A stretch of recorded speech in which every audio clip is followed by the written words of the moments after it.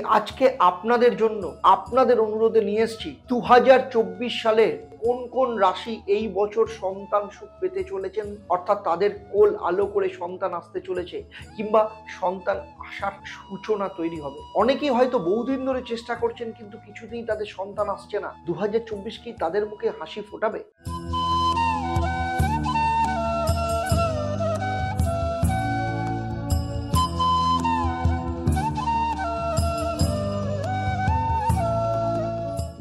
দেবদর্শন পর্বে আজকে আমার এই আলোচনা সেই সব মানুষদের জন্য যারা হেল্পলাইনে ফোন করে রিকোয়েস্ট করেছেন, আমার ফেসবুক পেজে মেসেজ করেছেন কিংবা ইউটিউবে কমেন্ট করে জানতে চেয়েছেন যে এই বছর তারা সন্তান সুখ পাবে কিনা। অনেকেই হয়তো বহুদিন ধরে চেষ্টা করছেন কিন্তু কিছুতেই তাদের সন্তান আসছে না।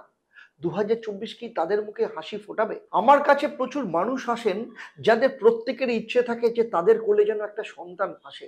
এটা শুধু তাদের ইচ্ছে নয়, তাদের ইচ্ছে যতটা তাদের থেকেও বেশি সামাজিক চাপ, পারিবারিক চাপ তাদের ওপর যেন এঁটে বসে থাকে। এবং এই প্রেশার শুরু হয় বিয়ের মোটামুটি 1 থেকে 2 বছরের পর থেকে।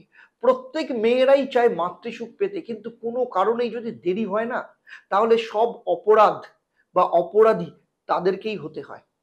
পরিবারের লোক তো বটেই, বাড়িতে আত্মীয় স্বজন আসুক কিংবা কোনো সামাজিক অনুষ্ঠানে যাক না কেন, সেখানে গিয়ে শুনতে হয় তোমার সন্তান হচ্ছে না কেন, বা কোথায় তোমার সমস্যা আছে যার জন্য সন্তান হচ্ছে না। যারা আমার এই ভিডিওটা দেখছেন সেটা ফেসবুক কিংবা ইউটিউবে, আমি জানি অনেকেই আমার কথার সাথে একমত হবেন। আসলে সন্তান হওয়াটা না একটা বড় ইমোশনের সাথে জড়িত, মাতৃত্বের সাথে জড়িত। সেই জন্য অনেককেই হয়তো বলতে শুনেছি যে সন্তান হওয়ার পর আমার পরিবারে, পার্সোনাল লাইফে এবং আমার প্রতিদিনের জীবনধারার মধ্যে অনেক পরিবর্তন চলে এসছে।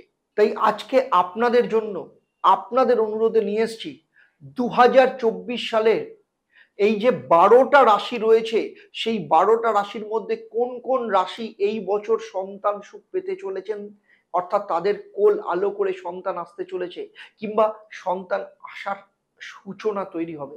এমন কিছু রাশি আছেন যাদের এই বছর খুব প্রবল সন্তান যোগ দেখতে পাওয়া যাচ্ছে। তাদের কি কি কারণে দেখতে পাওয়া যাচ্ছে, কোন কোন যোগের কারণে দেখতে পাওয়া যাচ্ছে এবং কোন কোন গ্রহ এই সন্তান প্রাপ্তিকে সাহায্য করবে, সমস্ত নিয়ে আমি ডিটেলসে আপনাদের সাথে জানাবো। সেই সাথে প্রতি পর্বের মতো এই পর্বেও থাকবে আপনাদের জন্য একটা প্রশ্ন, যারা সঠিক উত্তর দেবেন তাদের জন্য থাকবে সারপ্রাইজ, আর থাকবে আপনাদের জন্য মহা উপায় যেগুলো নিয়মিত পালন করলে সন্তান আসার যোগ তৈরি হবে। তবে মূল আলোচনায় যাওয়ার আগে, যারা প্রথমবার আমাকে ইউটিউব চ্যানেলে দেখছেন কিন্তু এখনো পর্যন্ত চ্যানেলটাকে সাবস্ক্রাইব করেননি, তাদেরকে বলবো চ্যানেলটাকে সাবস্ক্রাইব করে নোটিফিকেশন বেল আইকনটাকে প্রেস করে রাখুন। আর যারা আমার এই ভিডিওটা আমার ফেসবুক পেজে দেখছেন, নতুন দেখছেন কিন্তু এখনো পর্যন্ত পেজটাকে লাইক ও ফলো করেননি, তাদেরকে অনুরোধ করব আমার পেজটাকে লাইক ও ফলো করুন, যাতে ভবিষ্যতে যখনই আপনাদের জন্য কোনো ভিডিও আপলোড করব তার প্রথম নোটিফিকেশন আপনাদের কাছে চলে যাবে। তাহলে চলুন দেখে নিই কোন 7টা রাশি। সবার প্রথমে যে রাশিটার কথা বলবো সেই রাশি হলো মেষ রাশি। মে 2024-এর আগে সব থেকে জোরালো সন্তান হওয়ার যোগ লক্ষ্য করা যাচ্ছে। ফলে এই সময় আপনাদের ফ্যামিলি প্ল্যানিং কিন্তু করে নেওয়া উচিত হবে, কারণ এই সময় বৃহস্পতির দৃষ্টি আপনার পঞ্চম ভাব অর্থাৎ সিংহ রাশির ওপর পড়েছে। আর পঞ্চম স্থান হলো সন্তান স্থান, সেই সাথে শনিদেবের সপ্তম দৃষ্টি আপনার পঞ্চম ভাবের ওপর পড়েছে। বৃহস্পতি এবং শনি উভয়ের দৃষ্টি যেহেতু পঞ্চম ভাবের ওপর পড়েছে, তাই যেহেতু 2024-এ বৃহস্পতি মেষ রাশি ছেড়ে বৃষ রাশিতে প্রবেশ করবে, তাই মে মাসের আগে সন্তান হওয়ার কিন্তু প্রবল যোগ রয়েছে। দ্বিতীয় যে রাশিটার কথা বলবো সেই রাশিটা হলো বৃষ রাশি, আপনাদের পঞ্চম স্থান কন্যা রাশি। ফলে মে 2024-এ বৃহস্পতি যখন আপনার নিজের রাশি বা লগ্নে প্রবেশ করবে, তখন তার দৃষ্টি আপনার পঞ্চম স্থান অর্থাৎ কন্যা রাশির উপর পড়বে। মে মাস থেকে কন্যা রাশি বা লগ্নের সন্তান যোগের প্রবল যোগ লক্ষ্য করা যাচ্ছে। সেই সাথে শনি আপনার কেন্দ্রস্থানে অবস্থান করছে, আবার বৃহস্পতিও কেন্দ্রস্থানে রয়েছে। যেহেতু পঞ্চম স্থান অর্থাৎ কন্যা রাশিতে কেতু অবস্থান করছে এবং রাহু সপ্তমের দৃষ্টি পঞ্চম স্থানের উপর পড়েছে, তাই এক্ষেত্রে কিছু বাধা বিপত্তি আসতে পারে। তাই এই পর্বের শেষে আমি যে মহা উপায়গুলো বলবো সেগুলো যদি নিয়মিত পালন করেন তাহলে আপনারা বিশেষ লাভ পেতে পারেন। তাই বৃষ রাশির ক্ষেত্রেও কিন্তু খুব ভালো সন্তান যোগ লক্ষ্য করা যাচ্ছে। 3 নম্বর যে রাশিটার কথা বলবো সেই রাশিটা হচ্ছে কর্কট রাশি। কর্কট রাশির ক্ষেত্রে খুব ভালো যোগ রয়েছে, যদিও আপনাদের শনির ঢাইয়া চলছে, তবে শনির দশম দৃষ্টি আপনার পঞ্চম স্থানের ওপর পড়েছে, তেমনি বৃহস্পতির সপ্তম দৃষ্টি মে মাস অবধি আপনার পঞ্চম স্থানের ওপর পড়বে। সেই সাথে রবি অগাস্ট মাসে নিজের ঘরে অর্থাৎ সিংহ রাশিতে অবস্থান করবে। তাই মে থেকে অক্টোবরের মাঝামাঝি এই সময় আপনাদের ক্ষেত্রে সন্তানের প্রবল যোগ রয়েছে। এই সময়কে ভীষণভাবে কাজে লাগান। 4 নম্বর যে রাশি বা লগ্নের কথা বলবো সেটা হচ্ছে তুলা রাশি। কারণ শনিদেব 30 বছর বাদে আপনার সন্তান স্থান অর্থাৎ পঞ্চম স্থান কুম্ভ রাশিতে নিজের ঘরের অবস্থান করছে, শশ নামক রাজযোগ তৈরি করেছে। শনিদেব যে ঘরে অবস্থান করেন সেই ঘর বা ভাবের যে রেজাল্ট তাকে আরো বেশি পাওয়ারফুল করে। ফলে শনি এই বছর আপনার সন্তান যোগ হওয়ার ক্ষেত্রে যথেষ্ট সহযোগিতা করবে। এরপরে যে রাশির প্রবল সন্তান যোগ লক্ষ্য করা যাচ্ছে তা হচ্ছে ধনু রাশি। বর্তমানে ধনু রাশির শনির 7.5 শেষ হয়ে গেছে এবং এমন অনেকেই আছেন যারা 4-5 বছর বিয়ে হয়ে গেছে, সন্তানের চেষ্টা করছেন, কিন্তু ধনু রাশি বা লগ্নের জাতক জাতিকাদের সন্তান আসার ক্ষেত্রে নানা রকম বাধা বিপত্তির সম্মুখীন হতে হচ্ছিল।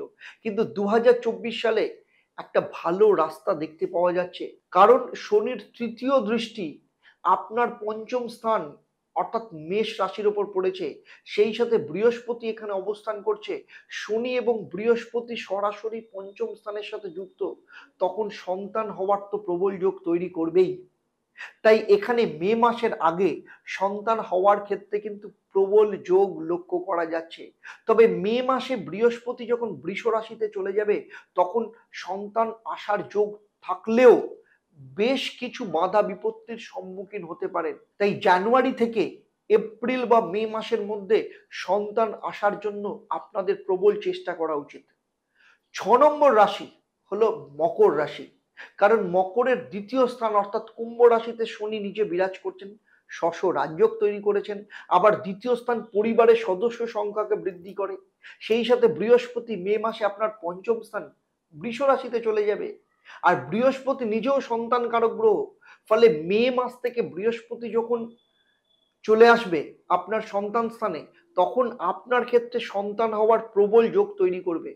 যদিও শনির 7.5 আপনাদের তৃতীয় চরণ চলছে এবং এর পাশাপাশি জুলাই মাস থেকে শনি বক্রী হয়ে যাবে, তাই আপনাদের কিছু সতর্কতা পালন করতে হবে।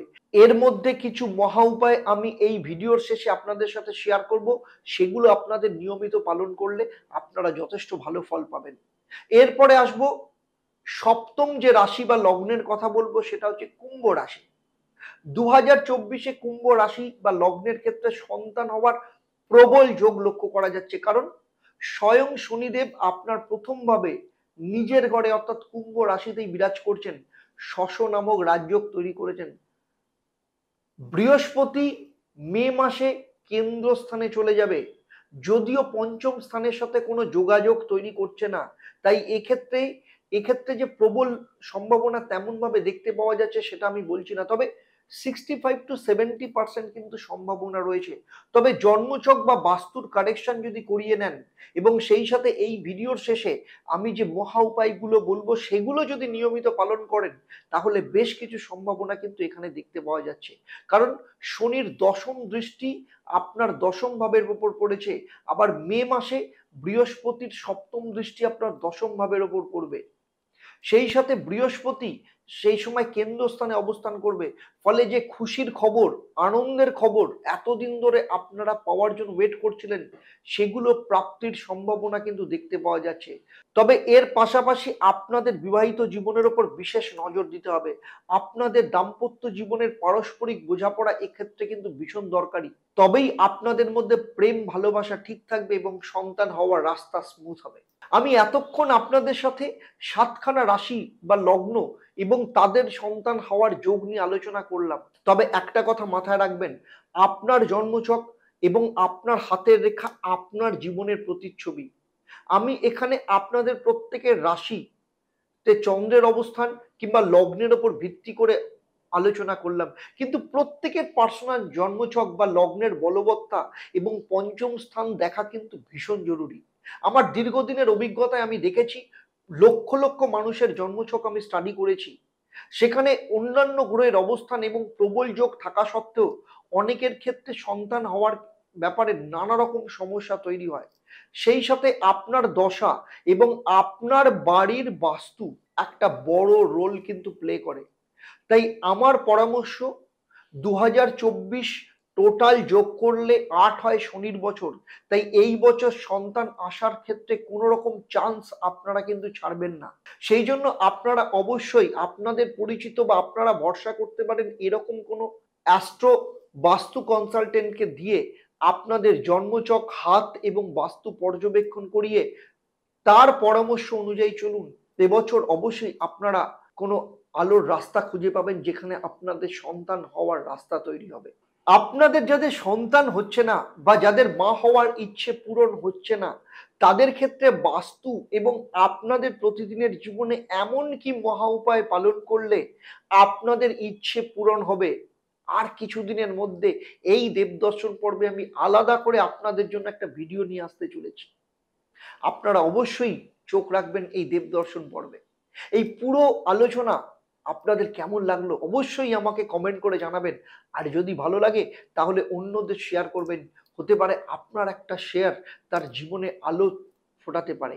আর যদি নতুন কোনো বিষয় আপনাদের জানার থাকে, যেমন আপনাদের অনুরোধে আমি এই পর্ব নিয়ে এসেছি, সেই রকম আপনাদেরও যদি অন্য কোনো বিষয় জানার থাকে অবশ্যই আমাকে কমেন্ট বক্সে লিখে জানাবেন। আমি চেষ্টা করব ভবিষ্যতে আপনাদের উপর তার ভিডিও বানানোর জন্য। এবারে আসবো এই পর্বের প্রশ্ন। এই পর্বে আমি 4 নম্বর রাশি হিসেবে বা লগ্ন হিসেবে কোন রাশি বা লগ্নের কথা বলেছি। যারা সঠিক উত্তর দেবেন, আপনাদের মধ্য থেকে লাকি ড্রয়ের মাধ্যমে আমি 3 জন সঠিক উত্তরদাতাকে বেছে নেব। আপনার কিংবা আপনার পরিবারের কোনো একজন সদস্যের জন্মছক ও সমস্যা নিয়ে আমি পরামর্শ দেব প্রতিবারের মতো। আমার এই পরিষেবা আপনাদের জন্য সম্পূর্ণ বিনামূল্যে থাকবে। এবারে বলবো কি মহা উপায় পালন করবেন আপনারা। আগেই বলেছি সন্তান কারক গ্রহ হলো বৃহস্পতি, তাই প্রতিদিন নিয়ম করে বৃহস্পতির বীজ মন্ত্র 108 বার পাঠ করুন। ওম গ্রাং গ্রিং গ্রৌং স্বাহ গুরুবেই নমঃ। সেই সাথে বাড়ির উত্তর পূর্ব দিকে তুলসী মঞ্চ থাকলে বা তুলসী গাছ রেখে সেখানে প্রতিদিন নিয়ম করে জল দিন এবং তুলসী মন্ত্র পাঠ করুন। প্রতি বৃহস্পতিবার নিরামিষ খান। সেই সাথে দুজনে মিলে প্রতিদিন সন্তান গোপাল মন্ত্র 108 বার জপ করুন। ওম শ্রীং হ্রিং ক্লিং গ্লৌং দেবসূতক গোবিন্দ বাসুদেব জগৎপত দে মে তনং কৃষ্ণত্বং হং স্বরম গত। এই মন্ত্রটা খুব ভালো করে লিখে মুখস্থ করে নিন এবং যেরকম ভাবে বললাম প্রতিদিন পাঠ করুন। অবশ্যই আপনারা শুভ ফল পাবেন। আজকের মতো আপনাদের কাছ থেকে বিদায় নিচ্ছি। আবার আপনাদের সাথে দেখা হবে আপনাদেরই কোনো সমস্যার নতুন ভিডিও নিয়ে। আপনারা আপনাদের পরিবারের সমস্ত সদস্যদের সাথে সুস্থ থাকুন, সুখে থাকুন, শান্তিতে থাকুন, আনন্দ থাকুন এবং নিয়মিত দেখতে থাকুন দেবদর্শন। নমস্কার।